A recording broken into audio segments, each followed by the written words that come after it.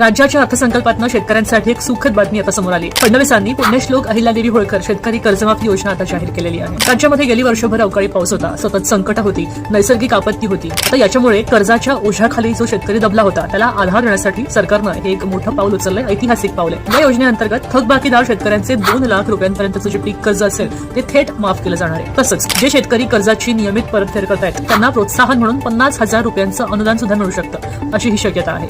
आता ही सगळी प्रक्रिया, संपूर्ण प्रक्रिया अत्यंत पारदर्शक असणार आहे आणि यासाठी आधार प्रमाणीकरण अनिवार्य असणार आहे। सरकारनं ही कर्जमाफी 30 जून 2024 पूर्वी पूर्ण करावं असं उद्देश ठेवलंय, जेणेकरून नवीन खरीप हंगामापूर्वी शेतकरी चिंतामुक्त राहतील आणि प्रामुख्यानं अल्पभूधारक शेतकरी जे आहेत त्याचबरोबर मध्यम शेतकऱ्यांना या योजनेमध्ये प्राधान्य दिलं जाईल। 30 सप्टेंबर 2025 पर्यंत थकबाकी असलेले सगळे शेतकरी, सगळे पात्र शेतकरी या संधीचा लाभ घेऊ शकणार आहेत। तेव्हा शेतकऱ्यांना पुन्हा एकदा सन्मानानं बँकिंग प्रवाहात आणणं आणि त्यांना नवीन आर्थिक उभारी देणं हाच या योजनेचा मुख्य उद्देश असणार आहे। महाराष्ट्राच्या कृषी क्षेत्राला उभारी देणारा हा निर्णय खऱ्या अर्थानं दिलासादायक ठरतोय।